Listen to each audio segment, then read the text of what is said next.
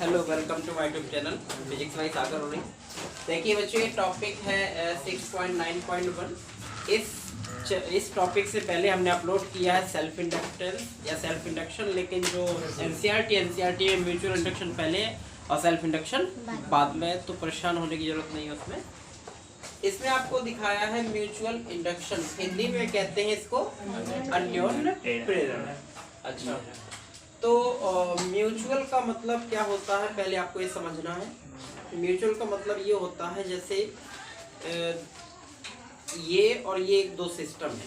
मान लेते हैं इसका घर जहाँ है, ठीक है, इस जैसे दो व्यक्ति हैं, एक किसी शहर में जॉब करता है, दूसरा किसी शहर में, लेकिन वो एक दूसरे के अपोजिट साइड चले गए हैं।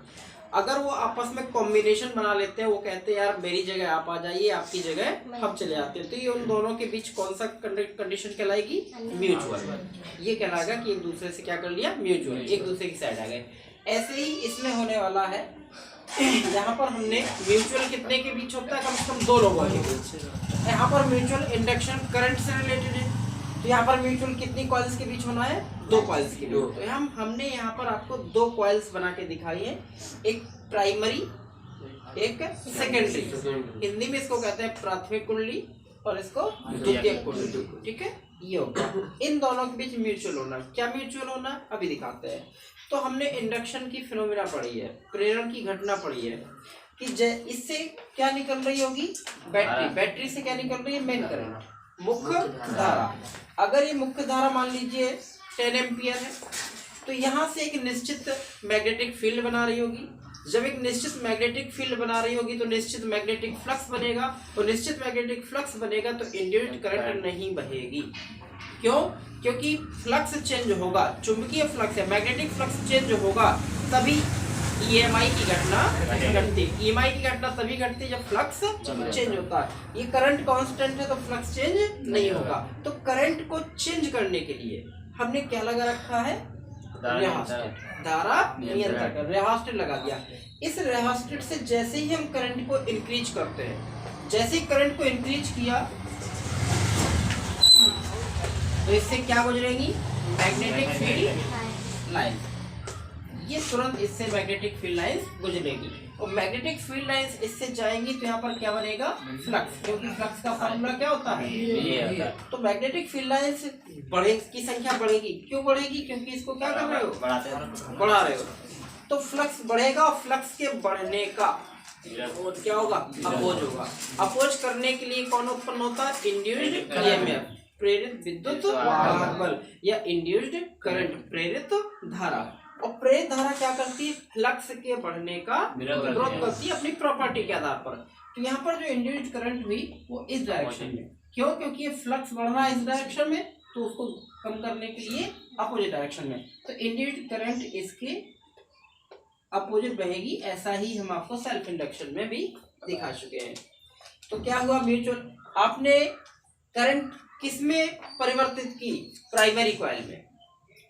और इंड्यूस्ड करंट किसमें बनी? सेकेंडरी कॉइल में। इसीलिए इसका नाम है क्या? म्यूचुअल। आप परिवर्तन एक कॉइल में कर रहे हो, घटना दूसरी कॉइल में करते हैं।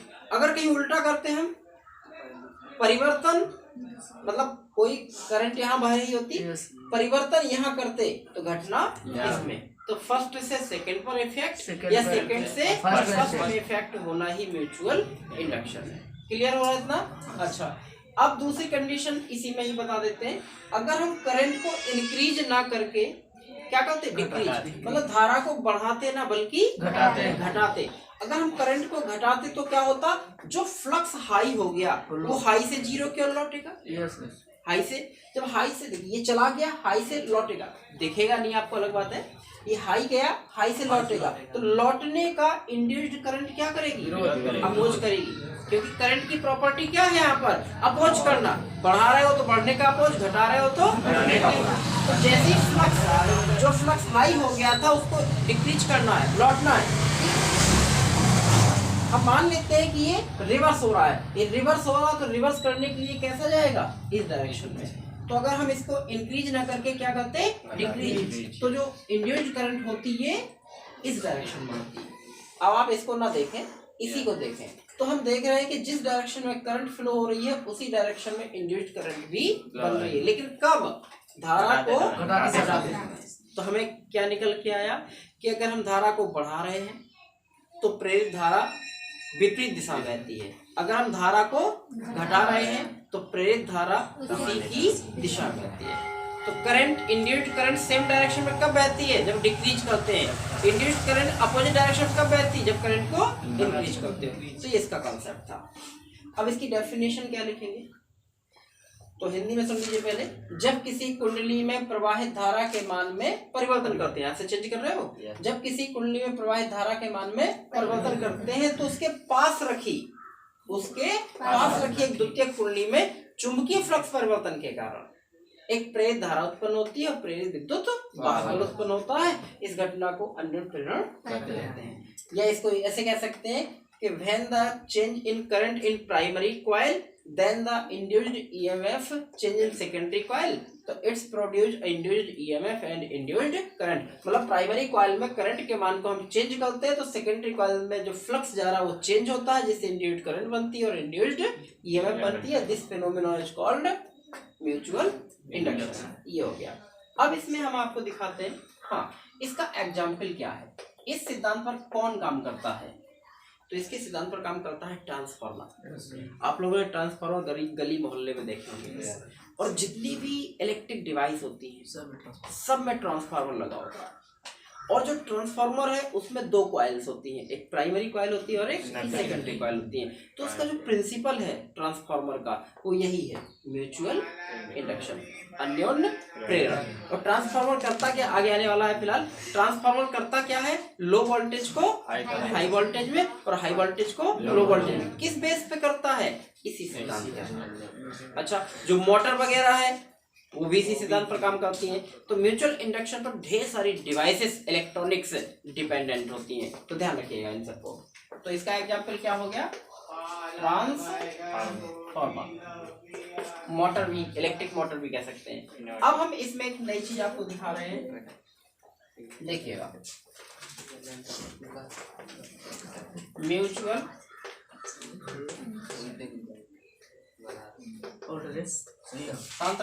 म्यूचुअल इंडक्टेंस, इसी को बोलते हैं आप हिंदी में क्या? अन्योन्य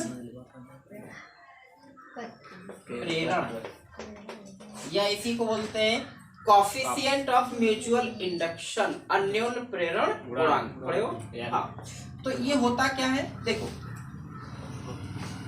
ये आपका क्या है, कॉइल। इस कॉइल से, या एक कह लीजिए ये कॉइल, इस कॉइल से कितना फ्लक्स है, मान लीजिए कितना है, 5। फ्लक्स कितना है, 5 इसका। अच्छा, फ्लक्स किससे मिलकर बनता है? बी और ए से। ये एक कॉइल का फ्लक्स कितना है, 5, लेकिन इसमें एक कॉइल नहीं है, कई कॉइल है। अगर कई कॉइल है तो नंबर ऑफ टर्न मानने पड़ेंगे आपको, फेरों की संख्या। तो कितनी मान लिया आपने? N। अच्छा, ये जो फ्लक्स है या फ्लक्स लिंकेज है ये किस पर डिपेंड है? इसमें बहने वाली करंट। करंट बढ़ेगी फ्लक्स बढ़ेगा, करंट घटेगी करंट और फ्लक्स घटेगा। तो हमने देखा क्या होता है, directly proportional to current I. अच्छा, अब चूंकि करंट आपने किसमें बहाई? प्राइमरी कॉइल में, तो नाम दे दीजिए आई। और फ्लक्स चेंजेस किसमें हुआ? सेकेंडरी कॉइल में, तो नाम दे दीजिए 2। करंट आपने फर्स्ट में चेंज की, घटना सेकेंड में, तो N2 ∅2 प्रोपोर्शनल I1। अब प्रोपोर्शनल हटाते हैं हम तो क्या आता है, क्योंकि ये म्यूचुअल इंडक्शन वाला सिस्टम है, M उठा लीजिए तो जाएगा क्या, M। तो ये हमारा एक आंसर है, इसके इक्वेशन फर्स्ट डाल के छोड़ दीजिए। हेयर M क्या है, यही M क्या है, प्रोपोर्शनलिटी कांस्टेंट, एक नियतांक है जो दो कुंडलियों के बीच अन्योन्य प्रेरण गुणांक या अन्योन्य प्रेरकत्व कहलाता है। तो M क्या है यहाँ पर, म्यूचुअल इंडक्टेंस या coefficient of mutual induction between two coils. तो M एक प्रॉपर्टी है, M क्या है, इन कॉइल्स के बीच एक प्रॉपर्टी क्या करती है, जो अपोज करती, किसका अपोज करती, करंट में किसी भी प्रकार के चेंज होने का, ध्यान रखिएगा ये। अच्छा, तो ये कांस्टेंट है म्यूचुअल इंडक्शन। अब इस M की वैल्यू निकालना चाहो यहाँ से तो क्या निकलेगा, N2 ∅2 अपॉन I1। ये हमारा M का फॉर्मूला आ गया। यहाँ से डेफिनेशन बना सकते हो, अगर हम आई की वैल्यू कितनी रख दें, 1 रख दें, आई की वैल्यू 1, तो यूनिट हो गया।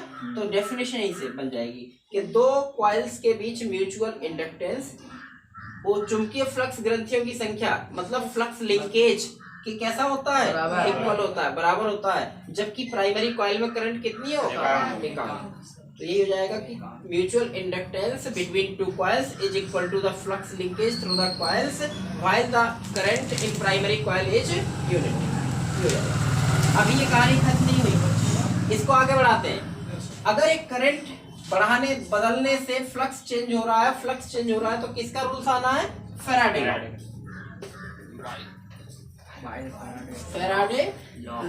इंड्यूस्ड ईएमएफ क्या बनता है, अगर नंबर ऑफ टर्न है तो -n d∅ अपॉन पता है कि नहीं, क्योंकि ये सेकेंडरी कॉइल में आप इंड्यूस्ड ईएमएफ बना रहे हो तो E2 और फर्स्ट में बना रहे होते तो E1 और सेकेंडरी में नंबर 2 और 5 की जगह 5।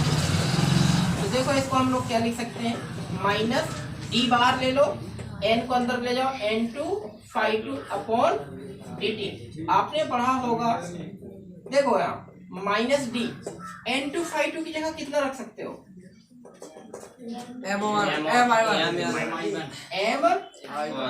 i1 पढ़े हैं आप लोग, mi1 अपॉन dt। आगे देखिए डिफरेंशिएशन किसका होगा, केवल i का, m तो कांस्टेंट है, तो E2 इक्वल टू माइनस का m, अंदर कौन बच गया, i1 अपॉन dt। ये ईएमएफ का फॉर्मूला है, ये बैक ईएमएफ है, इसका यूनिट वोल्ट, बैक ईएमएफ। लेकिन हमें अगर m चाहिए हो तो m equal to minus E2 upon i1 upon dt। यहाँ से भी आप एक डेफिनेशन बना सकते हो, दो डेफिनेशन है यहाँ पर। अगर हम कहें कि दो कुंडलियों के बीच अन्य प्रेरण गुणांक द्वितीय कुंडली में प्रेरित विद्युत वाहक बल के बराबर होता है, जबकि प्राथमिक कुंडली में, हाँ ये I1 लिखा है ना, प्राथमिक कुंडली में धारा परिवर्तन की दर एकांक। तो इसमें mutual inductance between two coils is equal to the induced EMF produced in secondary coil while the rate of change of current is unity. हो जाएगा, मतलब m कब प्रोड्यूस होता है, जब धारा परिवर्तन हो रहा हो, तभी ईएमएफ के वो बराबर होता है, इस प्रकार से। अब रही बात इस m के यूनिट और डायमेंशन, तो इस m का जो फॉर्मूला बेटा L का था वही फॉर्मूला उसमें था, L equal to n∅ upon i, इसमें भी तो वही है, n∅ अपॉन i। 1 और 2 से कोई मतलब नहीं है, चाहे नंबर 1 कह लो चाहे प्रोसेस 2।